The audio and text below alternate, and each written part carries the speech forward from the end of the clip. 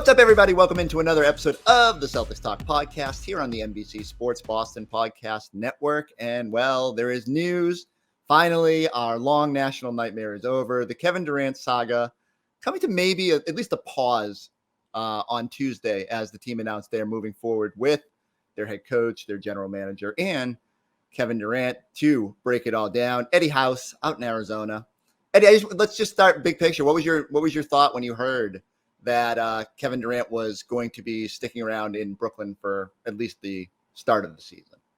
I wasn't too surprised because think of a guy at Kevin's caliber, right? He's one of the top 3, top 5 players in the league easily, right?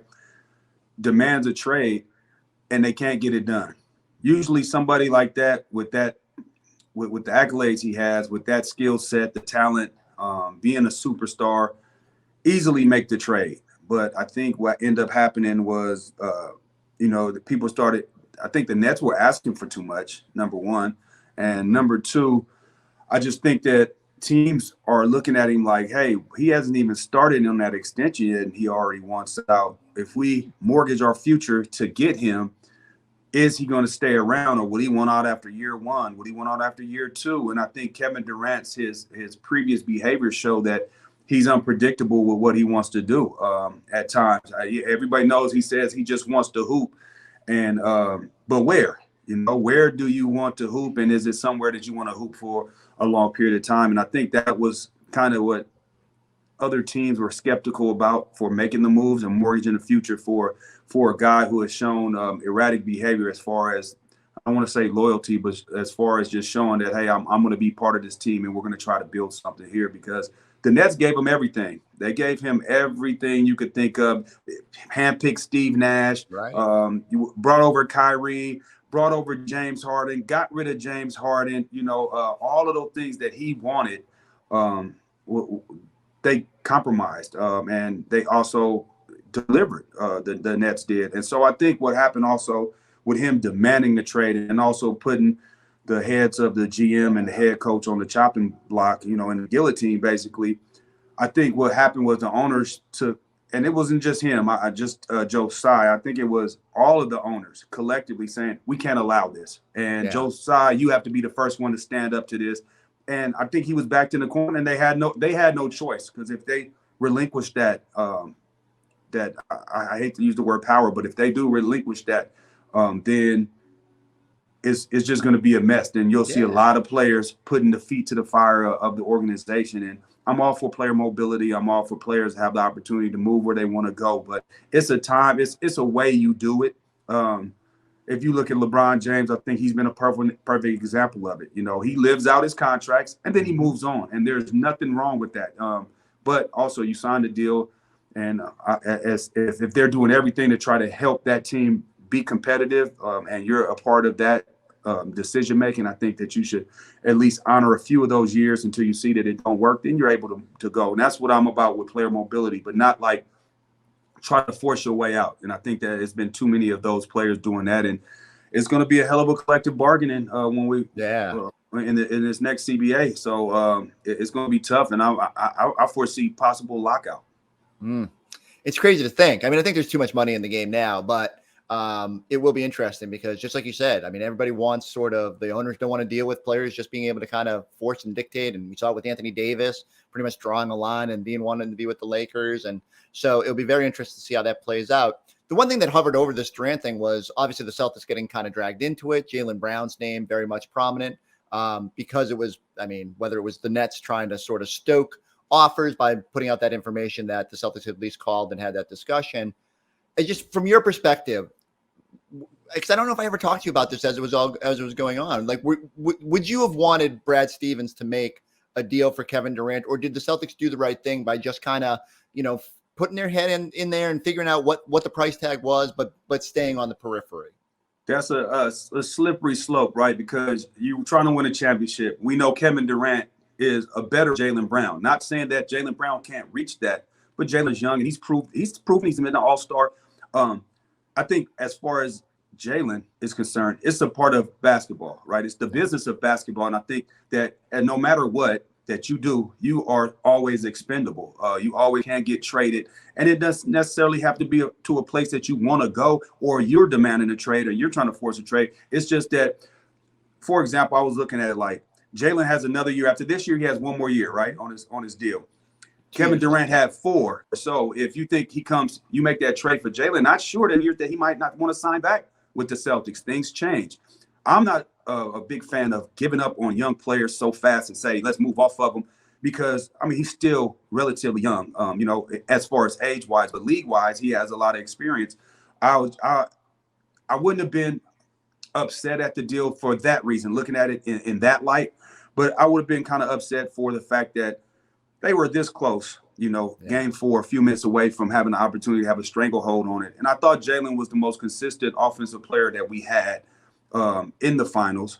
Also, but also thought Rob Williams was the most consistent. He did the same thing every single night on one leg, so you have to salute him for that. But I think Jaylen had a great account for himself in the NBA Finals, and to be even mentioned in that trade, he could also look at it as flattery, like, oh, they really think that this team really wants me over Kevin Durant. You could look at it however you wanted to, glass half full, glass half empty. But I'm kind of glad that they're coming back. They're running it back. They have that experience.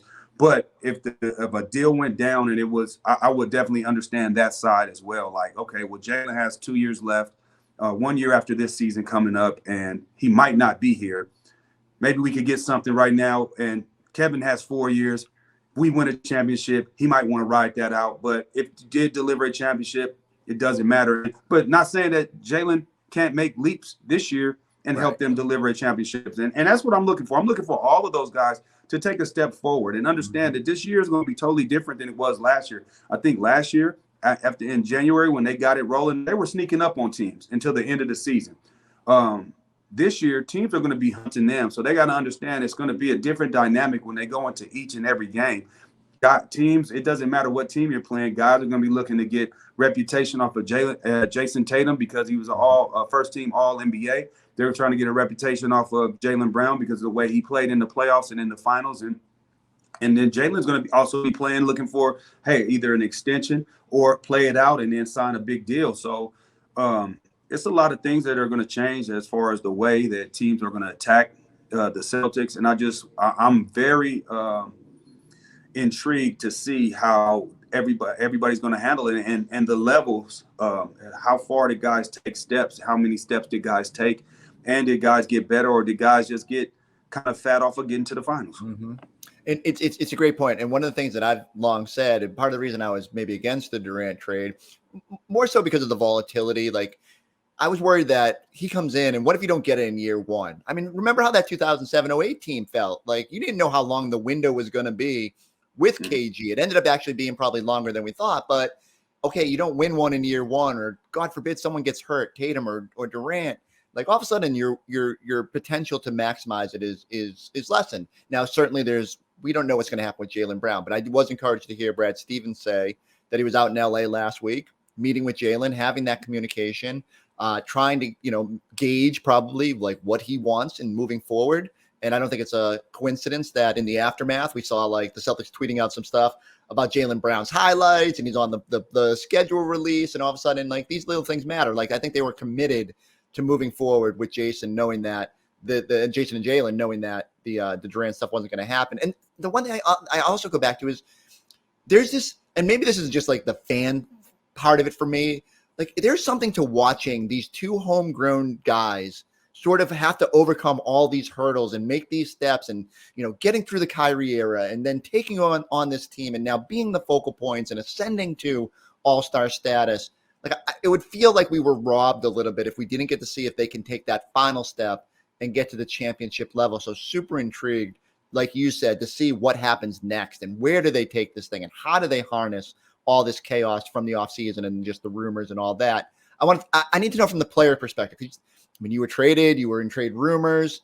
What is that like? And do you have, like, did Danny Ainge come to you as they're going through that and say to you, like, look, Eddie, we're talking to the Knicks. We're talking to, like, whatever. Was there open communication? And how much does that matter to players?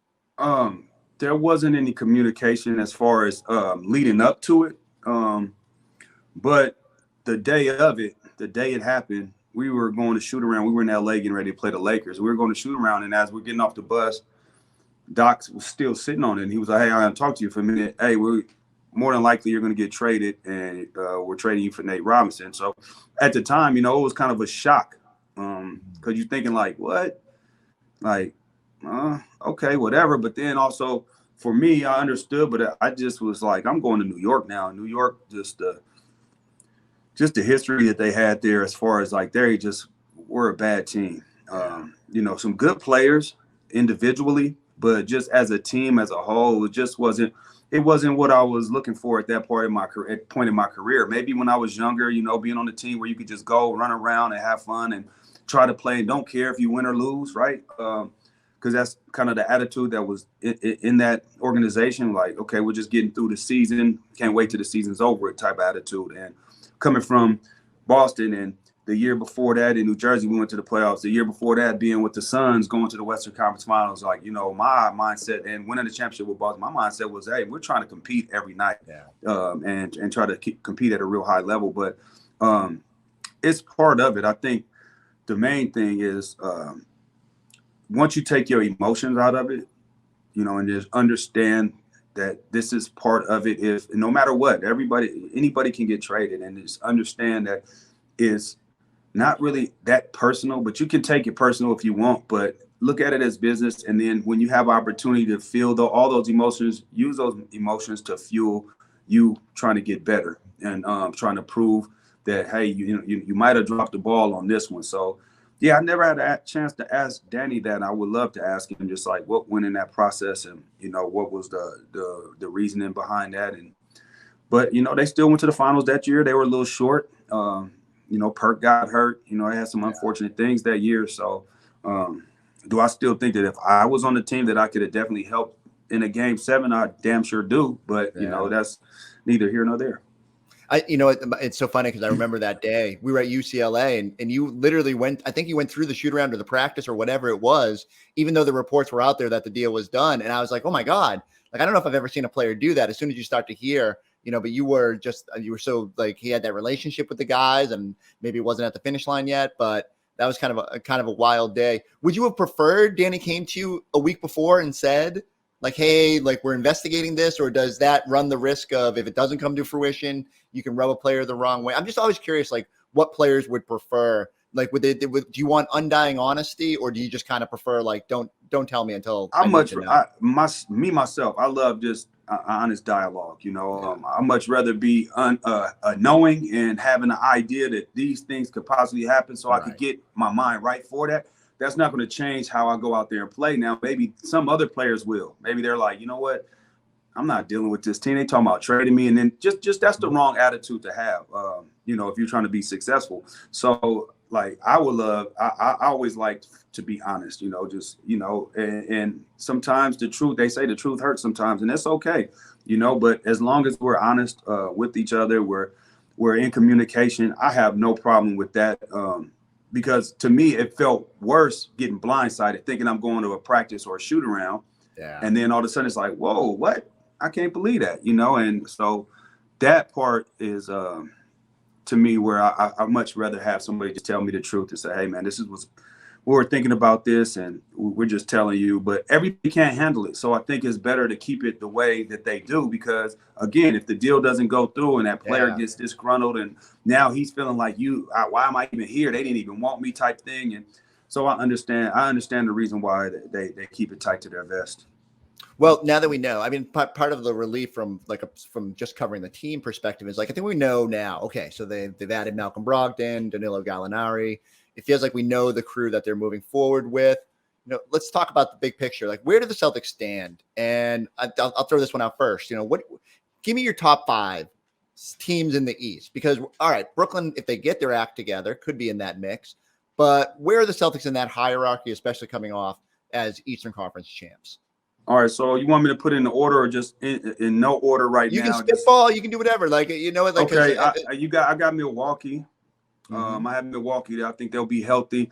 I think, with Drew Holiday and all of those guys not really playing in the summer like they did after they won the championship, I feel like they had almost no time off. And I think that kind of caught up with them. But so I think they're going to be dangerous. You know, they signed some guys back, Connington and what's my boy's name? Porter. Yep. Is that his name? Yeah, Porter. Bobby Portis. Yeah, Bobby Portis. My bad, drawing a blank. So they got those guys back with their key players for that team. I think Miami always is going to always be dangerous. I really feel that Kyle Lowry is going to come in probably the best shape that he's ever been in the league, and that's going to be a difference maker for them as well. I also Philadelphia. I think that they're going to be right there. Boston, of course, that's 4. And that 5th team, Brooklyn. If Brooklyn comes in and if they're scary, because I think that if you can make, with all the adversity that happened, that could do 2 things. That could splinter a team or that could bring them together. And I think this is an opportunity for them to come together and then also show support for each other. Show support for Kyrie, but not like him missing games, but show support like, hey, we got your back, bro. Same thing with Ben Simmons. And if they do that, I think it's going to draw them closer. And Ben Simmons is going to buy into his role. He doesn't have to score the basketball. You got 2 dynamic, big-time scorers that will be running the floor, that's going to take ISOs, that's going to handle business. All he has to do is play defense, rebound the basketball, and facilitate. You know, and occasionally here and there, finish when you have an opportunity, take a shot just to keep the defense honest. But I think if he's just locks his mind in on being a facilitator, rebounder, and a perimeter defender, they're going to be tough to deal with. So like, to me, that's the 5. That's my 5 right there. And how you ranking them if you had to do your like preseason rank? Yeah, putting you on the spot. I would go Milwaukee. I would go Milwaukee. I would go Brooklyn. I would go Boston. I would go Philly. And then Miami. And Miami. Yeah, I don't disagree. I scrapped out my list, and I'm going to keep Boston at the top of my list, just kind of giving them that courtesy of they were the defending champs, the defending Eastern Conference champs last year. So until someone comes and maybe that's an early season game. Maybe like you said, Milwaukee comes in and handles business, and you're like, all right, they're back at the top of the projection. And then I'll see from there. Like Philadelphia is still a curiosity to me. Same deal, little turnover last year. What happens there with James Harden and all that? I got to see it with Brooklyn, though, because I just got to think it's going to be so awkward for Steve Nash to walk into that first practice and have to look at Kevin Durant after he called for his job. And like, I get it. It's a business. Maybe these things just blow over, and maybe the communication this week will help that. But I got to see it on the court, and I got to see, you know, whether Kyrie's back and totally committed, and does Ben Simmons play? And like, you know, once I see that, then I can rank. Because I think that, just like you said, you can put those 5 in any order, and they're going to probably ebb and flow throughout the season. But I am very curious. Like, East is tough. I guess that's, you know, as we start thinking about it, like the Celtics are still the betting favorite right now to win the NBA title. But like last year was a tough road, and I don't know if it gets any easier this year. Yeah, and you know, another team that's like right out there, I think if they're healthy, is going to be a dangerous team, or at least a team that, you know, you make sure that you're on point, is Chicago. Chicago will be another team. Also, let's not forget about Atlanta getting DeJounte Murray. Like, that's another team that's going to take a step forward. And are the Cleveland Cavaliers going to take a step forward? Because for a long period of time during last season, they were right up there within that 4th, 5th range. At one point early in the season, they were up at the top. I think they were second or something like that. And then they just, you know, fell off injuries and things like that. But so the East is slowly becoming how the West used to be, where it's competitive from top to bottom. And the West is competitive as well. I mean, I just can't wait for the season to start because, funny thing, man, I'm a hoop head. So last night I'm watching the Sky and the Liberty, and them women were balling. I mean, they were going to work. Both teams were playing hard, playing the right way. I just can't wait for the season to start, man. I'm with you. All right, so let's take it one step further. So, you know, a lot of talk about Tatum and his evolution last year, obviously making first team All NBA, being in the I think top 6 in the MVP balloting, but also Jaylen Brown. Like, where do those guys rank coming into the year in terms of top, whatever you want to call it, top 10 players in the Eastern Conference? I mean, you think about it, Giannis, Durant, Embiid, I mean, Kyrie, Jimmy, like there's so much talent, individual talent now. Where did Jayson and Jaylen factor into that? Are we talking about duos, or are we just talking about No, individuals? I'm taking them individually. Like if you're gonna, Okay. I mean, and it's weird. Like you can do it however you want. Like, do you want to draft everybody in the Eastern Conference, or just like is Jayson, has he asserted himself as on that level with Giannis and Durant after what we saw last season, and is Jaylen crawling towards the middle of that top 10 pack or wherever we think he is? Okay, so let's try to run this down. We go with Giannis, right? We'll go with Embiid. We'll go with Durant. In the East, I would say Tatum's right there. Tatum, I'll give Tatum fourth. Let me see. And then it's tough, right? Because you got Jimmy. Kyrie, Jimmy. Oh man, Harden.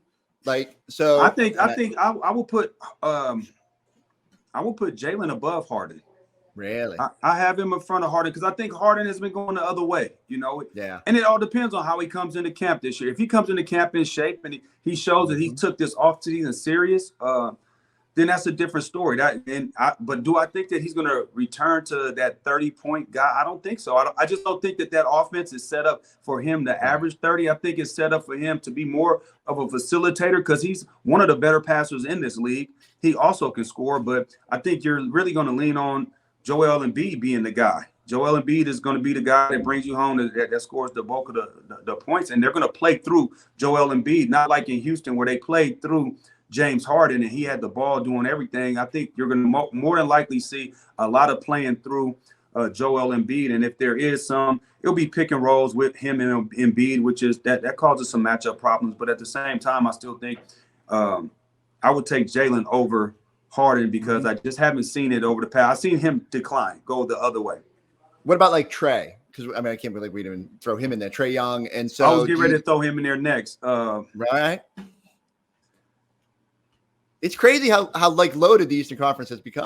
I would say this: the difference between why I would take Jaylen. I think Jaylen can score just like Trey can score, but I think Jaylen defends. I think that puts it on the other, and where Jaylen is a better defender, Trey's a better passer, but that's all offensive oriented. I think Jaylen has become a better playmaker, but he's still not there. He can improve on that, improve on taking care of the basketball. But I thought he made leaps in his scoring ability and his decision-making as far as shot selection. I thought he made huge leaps in that.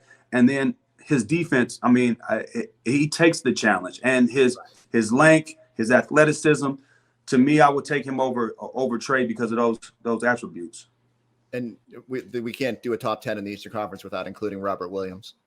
I'm throwing my biases out there. Hey, so. Rob is the number one paint protector in the league. I'm telling you. I don't think there's a better rim protector, a better guy who, especially if he comes back 100% and gets that second jump back. Yeah. Because that was the issue, that he has blocked a shot or he'll change it, and he didn't have that mobility to get back and do it again, where he was showing that he was able to do that all season long before the injury. And I tell you what, man, I couldn't be more proud of him because you could tell that he was on one leg and he was giving it all he had.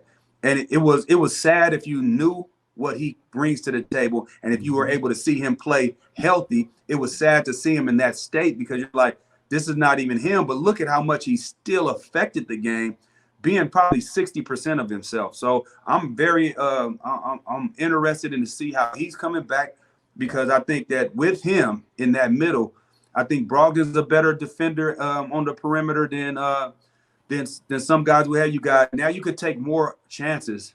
You could get up a little bit more, get a little bit more physical, get some more denials on the wing and stuff like that, get in the passing lane and create more opportunities for you with deflections and steals, knowing that you got somebody, if you don't get it, you got somebody in the back that can erase anything or change a shot or make that guy at least make a pass. And from there, the one thing the Celtics really do, I think they communicate defensively very well. And they kind of had some lapses, which Steph Curry would do that to you in the finals.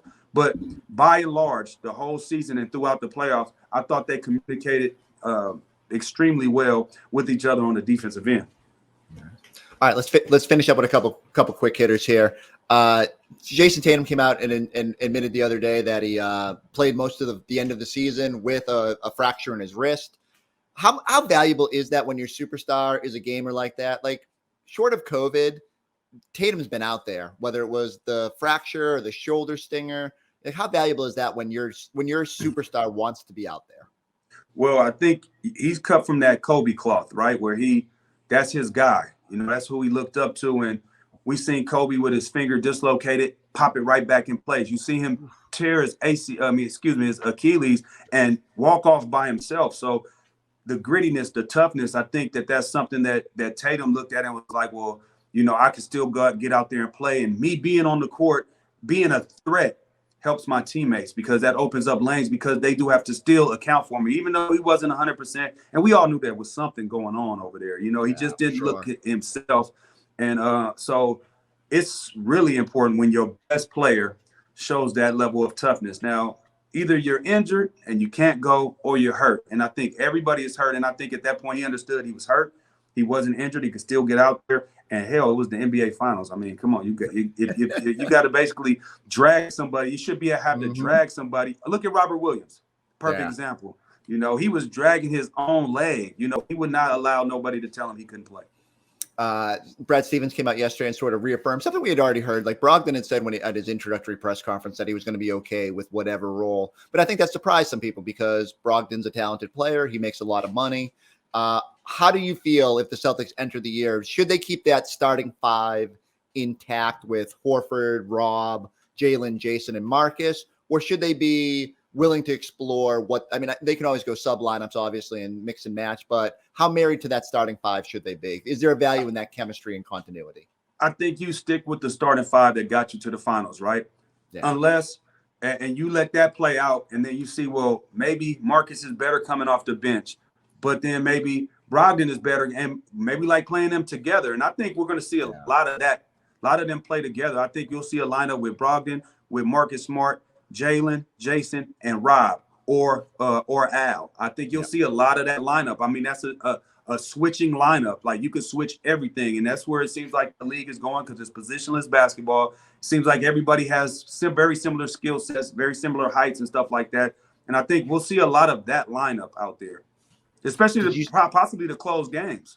Yeah, and I think they just wanted that flexibility. Sometimes, like when Golden State wins big, like the Celtics couldn't quite counter it in instances. I think now with Brogdon and Gallinari, you just have a lot more options about how you disperse your talent. Did you see Jaylen's underwater workouts, swimming around with weights and stuff like that? No, well, it was crazy, and I don't think he was underwater for a long time. What's the craziest workout you ever did to get ready for a season? It was with Eddie Johnson. He does the color commentating for the Phoenix Suns, and I have a relationship with Eddie. We go back for like 2000. He was on the call when I scored my 61 in college. He was at that game, so we built a relationship from there. And this was like my first summer after my first year going to the league, and I went to do a workout, and I can't even remember. I'm pretty much blacked out. Like after we were working so hard, and I don't even know. It was like Stairmaster sprints, weights, all kind of things, right? And all I remember is my legs didn't work for a week. Like I couldn't walk up or down steps. I had left that workout twice, went and threw up. I was like, man, what is this? I was like, I don't want to deal with this no more. But it showed me that, I wasn't in shape, number one. And this is a professional athlete. This is how you're supposed to get ready. So I had no idea how you do it on your own to prepare for a league season, and especially in college, you're at school, you're always working with the trainers and things like that. Well, when you're in the league, you go on your own to get yourself together for camp, unless you stay back. And that was a great introduction to me on how you need to approach the off season. You don't let yourself get out of shape. You got to be in great shape coming into camp, because if I would have went into camp like how I went into that workout, I don't know if I would even had a career. It's interesting. That's crazy. Like, well, now look, those workouts, if you can do what y'all are doing in the summer, I'm telling you, it's the game's got to be a little bit easier. All right, we'll end on this.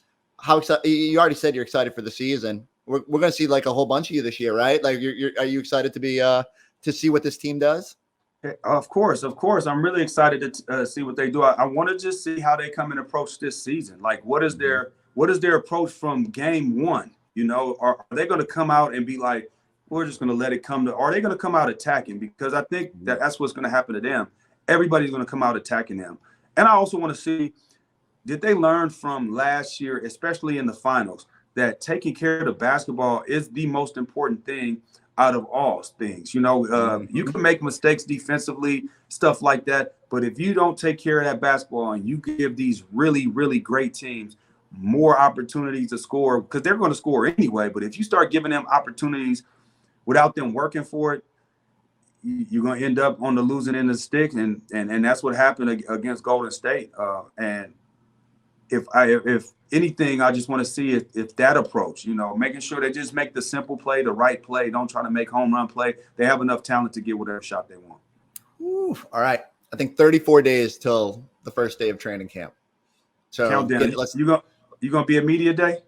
Of course, right? Yeah, I think I'm supposed to come out there for that, man. So I can't wait to see the guys and talk with the guys and see what some of them did for the summer. How much time they took off. Did they go back and actually watch the finals, like game by game, or did they just bury that and say, I don't want to watch that anymore? Oh man, you get me fired up, but I'm gonna enjoy as much golf and other stuff as I can for the next 33 days, and then we'll dive. Hit them straight. Make sure you hit them straight. Yeah. I don't know. That hasn't been happening very often. All right, I need everybody to go like, subscribe, check us out on the YouTube page. We're gonna make Eddie hang around a whole bunch this season. We'll catch you next time on the Celtics Talk podcast.